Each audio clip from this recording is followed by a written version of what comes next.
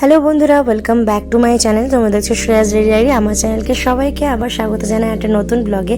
তো এখন বাজে হচ্ছে সকাল 7টা আর আমি উঠে পড়েছি। একটু এসেছিলাম ছাদের দরজা খুলতে, আর দেখো এই মানি প্ল্যান্টটা কিছুদিন আগে একদম মরে গেছিলো, তো গৌতম এটাকে আবার বাঁচিয়ে তুলেছে। আর দেখো কি সুন্দর গোটা জানলা ভরে ফেলেছে। আস্তে আস্তে বর্ষা ঢুকে গেছে, তাই এখন প্রায় দিনই বৃষ্টি হচ্ছে। দেখেই বুঝতে পারছো রাস্তাঘাট ভিজা।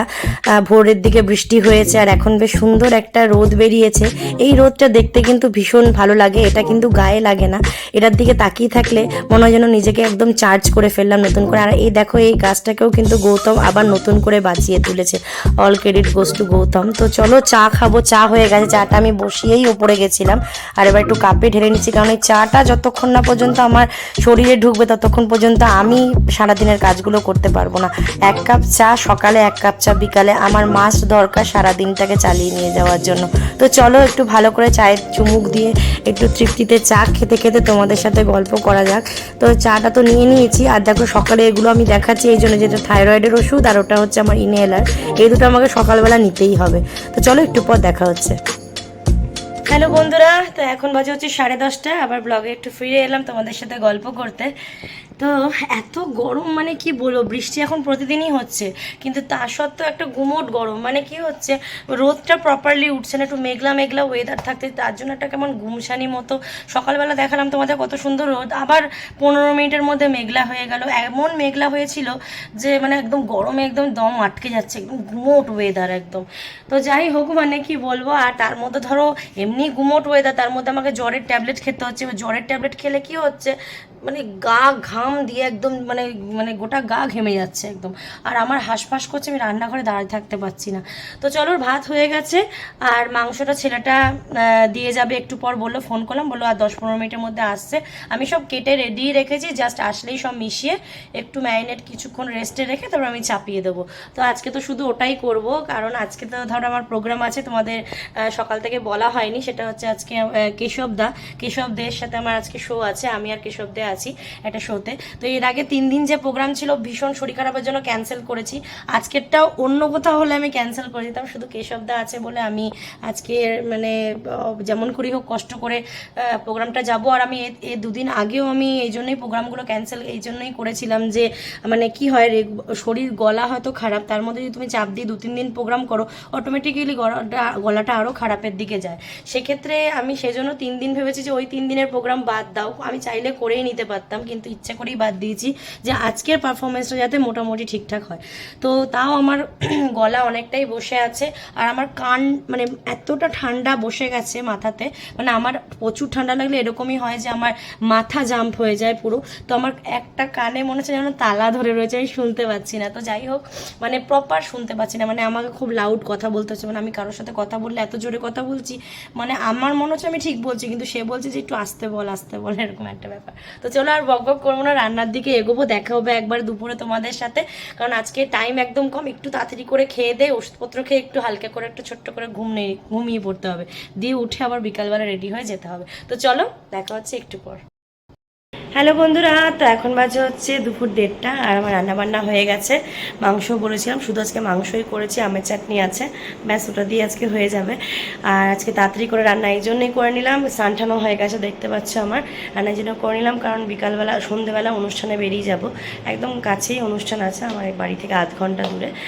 আজকে কেশবদার সাথে প্রোগ্রাম আছে, সকাল থেকে বারবার বলছি, এটা আমার কাছে বিশাল এক্সাইটমেন্টের ব্যাপার, মানে খুবই আনন্দের ব্যাপার। আর আমার এর আগে 3 দিন 3টে শো আমার ক্যান্সেল করতে হয়েছে। অনেকদিন পর আমি আবার আজকে শুয়ে যাচ্ছি, কারণ জ্বর ছিল প্রচুর। স্টিল এখনও পর্যন্ত শরীর একদম ভালো নেই, মানে ভালো নেই বলতে গেলে, এখনও পর্যন্ত খুব শ্বাসকষ্ট হচ্ছে আর একটা গায়ে গরম গরম ভাব আছে। তো সেটা নিয়েও প্রোগ্রামটা করতে যাব, শুধুমাত্র অনলি ফর কেশবদা। আর কেশবদার গান আমার খুব ভালো লাগে, কেশবদার মানে গান, প্রত্যেকটা গান আমার খুব মানে খুব হার্ট টাচিং লাগে, তো আমার খুব ভালো লাগে। তো ওনার সাথে আজকে প্রোগ্রাম করতে যাব, উনি আর আমরা দুজনেই শুধু আছি আজকের অনুষ্ঠানটাতে। তো তোমাদের সাথে তো সব কিছু শেয়ার করবোই। তো সেই জন্য যেটা বলছি সেটা হচ্ছে যে রান্নাবান্না করে নিয়েছি, এখন জাস্ট আমি খেতে বসবো। খাওয়া দাওয়া হয়ে গেলে একটু ভালো করে শুয়ে নেবো, কারণ কালকে সারা রাত আমি আর গৌতম একটু ঘুরে বেরিয়েছি আমরা। তো ভোরবেলা ঢুকেছি, আর ভোরবেলা আমি আর শুইনি, রান্নাবান্না করবো বলে দেরি হয়ে যাবে বলে আমি আর শুইনি, জেগেই বসেছিলাম। তো সেই করে একটু আজকে ঘুমানো হয়নি, তো এখন একটু ঘুমাবো। পাবো একবারে সন্ধ্যেবেলা তোমাদের সাথে যখন রেডি হবো তখন দেখা হচ্ছে। তো চলো সাথে থাকো, দেখতে থাকো টোটাল ব্লগটা স্কিপ না করে। ভালো লাগলে লাইক কমেন্ট শেয়ার করতে অবশ্যই ভুলো না। তো চলো একটু পর দেখা হচ্ছে। দেখো বন্ধুরা, মাংসটা রান্না হয়ে গেছে। এই দেখো, আমি জাস্ট এখন খেতে বসবো। তার আগে গৌতমেরটা একটু বেড়ে রাখবো, তারপরে খেতে বসবো। তো আবার ব্লগে ফিরে চলে এলাম। তো আমি একদম প্রোগ্রামে চলে এসেছি, ব্যাক স্টেজে আছি, শুনতেই পাচ্ছ পেছনে আওয়াজ দিচ্ছে। এখানে রকি ভাইয়ের সাথে এসেছি একটু আলোর থেকে দিকায়। হ্যাঁ, ও আমাকে খুব তাড়াহুড়ো করে নিয়ে এসেছে, কারণ আমি এতটাই লেট হয়ে গেছিলাম। খুব তাড়াহুড়ো করে নিয়ে এসেছে। তো কেশবদাদের টিম চলে এসেছে, ওনারা একটা হোটেলে এখানে আছেন। তো একটু পরে এসে ব্যান্ড ব্যালেন্স হবে, দিয়ে আমি ফার্স্ট সিঙ্গার আছি, তারপরে কেশবদা আছে। তোমাদের সাথে সব কিছু শেয়ার করবো, একদম সাথে থাকো, টোটাল ব্লগটা স্কিপ না করে দেখতে থাকো। ভালো লাগে লাইক কমেন্ট শেয়ার করো। আর আমার চ্যানেলটা যারা আছে নতুন ভিজিট করছো তারা অবশ্যই লাল বাটনটা প্রেস করে আমার চ্যানেলটা সাবস্ক্রাইব করতে ভুলো না। তো চলো একটু পর দেখা হচ্ছে। বাড়ি থেকে জ্বর এসে গেছিলো, আর তারপরে জ্বরের ট্যাবলেট খেয়ে পারফরমেন্স দিচ্ছি, কিন্তু কিছুই মনে হচ্ছিল না, কারণ এত অডিয়েন্স আর তারা এত আনন্দ করছিল। তোমরা একটু ভালো করে লক্ষ্য করে দেখতে পাবে যে এখানে প্রচুর অডিয়েন্স দারুণ আনন্দ করছে। আর এত সুন্দর কেশবদার ব্যান্ডটা বেজেছে, মানে অসম, মানে আমার কিছু বলার নেই। মানে একদম রকিং পারফরমেন্স দিতে পেরেছি। সত্যি কথা বলতে কি, যদি অডিয়েন্স খুব ভালো থাকে আর ব্যান্ডও যদি খুব ভালো বাজে, তাহলে কিন্তু মানে আর এটা তুলনা কিছু হয় না। দারুণ আনন্দ করছিলাম, এটা আমার কাছে একটা খুব ভালো অপরচুনিটি ছিল। আর তার থেকেও বড় ব্যাপার ছিল যে কেশবদাদের ব্যান্ড আর কেশবদাকে অনেক থ্যাঙ্কস যে আমাকে প্রথমে পারফরমেন্স করতে দিয়েছে, কিন্তু আমাকে পুরো আমার ফ্রি জোনে কাজ করতে দিয়েছে। মানে আমাকে কোনো ন্যাচারালি অন্যান্য স্টারদের সাথে যখন আমরা মানে সেলিব্রিটি আর্টিস্টদের সাথে আমরা কাজ করি, তারা আমাদের বলে দেয় যে কোনো নাচানাচির গান গাইবে না, কারণ তাহলে জানি তারা যে তারা পরে তাদের পারফরমেন্সটা আর ভালো লাগবে না। তো সেই জন্য আমাকে পুরো এই ক্ষেত্রে কিন্তু কেশবদাদের ব্যান্ড আমাকে বলেছে তোমার যা ইচ্ছা তুমি গাও। তো আমি নর্মাল বাংলা পুরোনো দিনের মানে নির্মলা মিশ্র, লতা মঙ্গেশকরের গান থেকে শুরু করে একদম এখনকার দিনের একদম হার্ড রক অবধি সব রকম গানই ফ্রিলি গেয়েছি আর ফ্রিলি মুভ করে গাইতে পেরেছি। এটা আমার কাছে অনেক বড় ব্যাপার। আর অডিয়েন্সও এত ভালো ছিল, মানে কি বলবো, মানে আমার বলার বাইরে ছিল। মানে আমি এক্সপেক্ট করিনি যে এতটা ভালো হবে। তো ভীষণই ভালো লাগছিলো এরকম বড় একটা স্টেজ পেয়ে, আমার খুবই ভালো লাগে।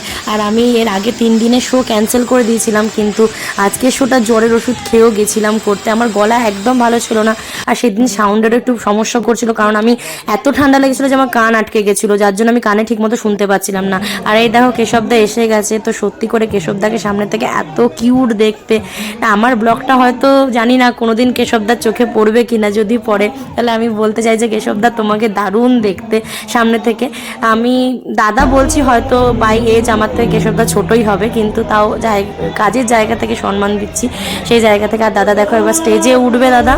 তো দাদা এখন রেডি হচ্ছে, আর ভীষণ ভালো মনের মানুষ। আমি ছবি তুলতে গিয়ে একটা এমন ঘটনা ঘটেছে, যার জন্য মানে তোমাদেরকে ওটাই আর কি আমি বলতে চাই যে উনি যে এতটা ভালো মনের মানুষ। হয়তো লোকে অনেকে ভাববে যে আর্টিস্ট মানেই অহংকারী বা কিছু, কিন্তু না, উনি যথেষ্ট মানে আমার হিসাব মতো উনি ডাউন টু আর্থ। কারণ উনি যখন ছবি তুলতে আমার সাথে ছবি তোলার ছিল, তখন এমন একটা কিছু কথা বলেছেন যেটার জন্য আমার এতটা ভালো লেগেছে ওনাকে। মানে আমি এমনি ওনার ফ্যান ছিলাম ওনার গানের, আর তার থেকেও বেশি ফ্যান হয়ে গেছি সেদিন থেকে।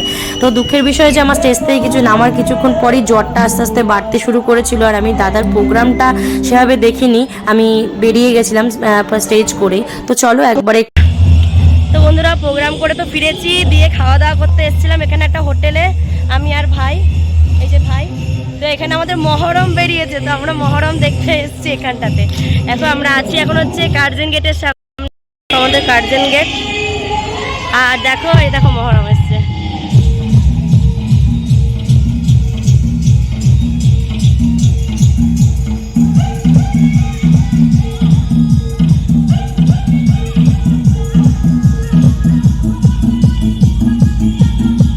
পুলিশরা এখানে পাহারা দিচ্ছে যাতে কোনো অসুবিধা না হয়।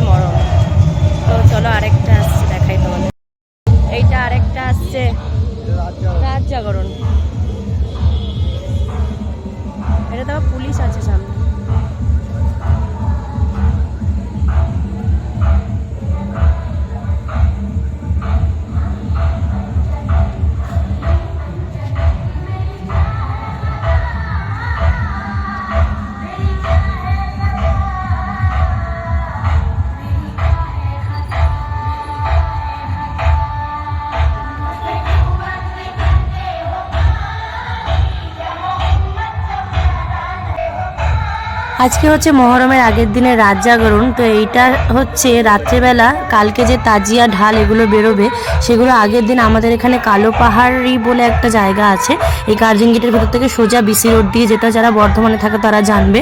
তো সেখানে আজকে নিয়ে যায়, দিয়ে আবার ওরা ফিরে আসে, এইভাবে তারা রাত জাগে। আর কালকে সন্ধেবেলা আবার মহরম যেটা অ্যাকচুয়ালি হয় সেটা বেরোবে। এবার আমার জানা নেই যে সব জায়গাতেই এটা নিয়ম কিনা, যদি হয়ে থাকে তাহলে সবাই বুঝতে পারবে। তাহলে আমাদের বর্ধমানে মোটামুটি এটাই হয় যে আগের দিন রাত জাগরণ হয়, তারা এরকম করে বাজনা ব্যঞ্জন নিয়ে আনন্দ করে এবং আনন্দ করতে করতে কালো পাহাড়ি যায় এবং কালো পাহাড়ি থেকে ফিরে আসে, এবং কালকেও সেম জিনিসই এরা করবে। তো চলো দেখতে থাকো। আর একটা হঠাৎ করেই মানে আমি খেতে এসেছিলাম, আমার ভাই আমাকে প্রোগ্রাম থেকে ফেরত নিয়ে এসেছিলো, দিয়ে বাড়িতে গিয়ে আমি চেঞ্জ করে মেকআপটা তুলে খেতে বেরিয়েছিলাম। এখানে গৌতমও আছে, আমরা একসাথেই খেতে বেরিয়েছি, কিন্তু গৌতম মানে যেখানে আমরা খেতে বসেছি ধাবাটাতে সেখানেই বসে আছে, আমি আর ভাই এগিয়ে এসেছিলাম দেখতে। তো এটা হচ্ছে আমাদের যে কার্জন গেট বলে জায়গাটা আছে আমাদের একদম টাউনের মেন জায়গা, তো সেইখানে এই জিনিসটা হচ্ছে। এটা মোটামুটি চারিদিকে যত জায়গা আছে, যত জায়গায় মানে মহামেডান কমিউনিটি আছে, তারা সবাই চারিদিক থেকে একত্রিত হয়ে এখান থেকে কালো পাহাড়ি বলে জায়গাটাতে যাচ্ছে। তো দেখতে থাকো। তো বন্ধুরা, ভালো মন্দ সারাদিনটা মিশিয়ে বেশ ভালোই কাটলো। সারাদিন যে টেনশনটা ছিল আমার, যে কেশবদার সাথে প্রোগ্রামটা আছে এবং তার সাথে গায়ে জ্বর, আমি আদৌ ভালো করে কিছু করতে পারবো কি না, তো যেটা আমরা অডিয়েন্স দেখে বুঝতে পারি, অডিয়েন্সের রিয়াকশান দেখে, যে আমার তো মনে হয়েছে যে আমি ভালোভাবেই করেছি, বাকিটা আমি জানি না। তো চলো, সারাদিনটা এইভাবেই ভালো মতো কাটলো, আর ভালোই হলো। রাত্রেবেলা আবার মহরমটাও দেখতে পারলাম। তো দেখো কীভাবে লোকজন যাচ্ছে এখানে, শুধুমাত্র ছেলেরা না, মানে মেয়েরাও আছে। সবাই ভালো করে দেখলেই বুঝতে পারবে, এতটা ভিড় ছিল। এটা তোমাদের আমি অল্প দেখিয়েছি। এরপর আমরা এখান থেকে গাড়ি নিয়ে যত এগোচ্ছিলাম তত বেশি এরকম লাইন দিয়ে দিয়ে একটার পর একটা আসতেই থাকছিল। দেখো এরপর ঢাল আসছে, দেখো ঢালটা নিয়ে খেলা দেখাবে, মানে আমি এখন সেভাবে খেলা দেখাইনি, জাস্ট অল্প একটু ঘুরিয়ে দেখাচ্ছে, কিন্তু এগুলো নিয়ে খেলা দেখায়, বিভিন্ন রকম অস্ত্র নিয়েও খেলা দেখায়। তোমরা জানবে সবাই, এটা বলার কিছু নেই, কারণ সবাই দেখেই থাকবে। তো দেখো কত সুন্দর করে সাজিয়েছে। তো আজকের দিনটা তো বেশ ভালোই গেল। তোমাদের টোটাল ব্লগটা কেমন লাগলো অবশ্যই কমেন্টে জানাতে ভুলো না। ভালো লাগলে লাইক কমেন্ট শেয়ার করো, আর আমার চ্যানেলটা যারা আজকে ফার্স্ট দেখছো তারা লাল বাটনটা প্রেস করে একটু সাবস্ক্রাইব করে ভালোবাসা দিয়ে চলে যেও। তো চলো, ততক্ষণের জন্য পরবর্তী ব্লগ নিয়ে আসবো আরেকদিন। ততক্ষণে টাটা, বাই, লাভ ইউ। সবাই খুব ভালো থেকো, সুস্থ থেকো।